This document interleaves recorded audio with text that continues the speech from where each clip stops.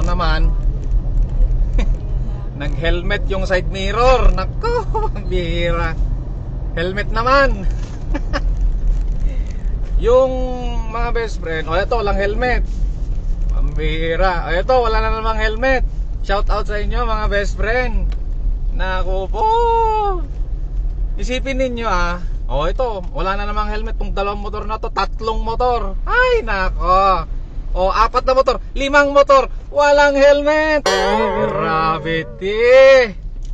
O pang-anim pa to, itong nasa subong. O nasan yung helmet niya? Nasa siko.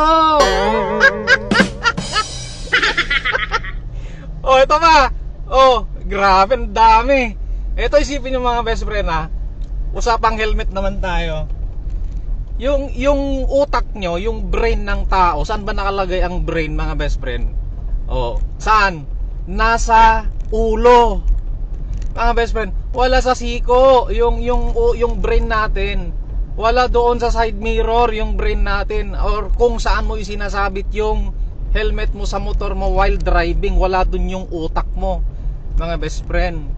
Pero parang ganun na nga, kasi nga ganun ka mag-helmet Ay nako. Anong masama na naman sa pag-helmet mga best friend? Para sa protection natin yan bilang rider. Ito na naman ang bihirang kamatis, di ba? Pati to. Ay nako.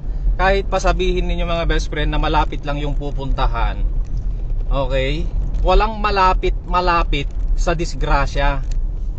Kahit nga 1 metro lang yung drive mo, pag na-disgrasya ka meron pa nga hindi pa tumatakbo yung motor, na disgrasya na.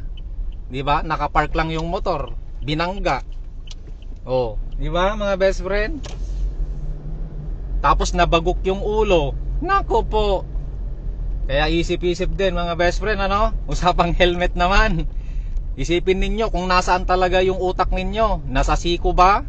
Nasa side mirror ba? O dun sa kung saan mo isinasabit yung helmet mo pag nagdadrive ka? Wala dun yung utak mo mga best friend. Nandyan sa ulo mo. Let's go!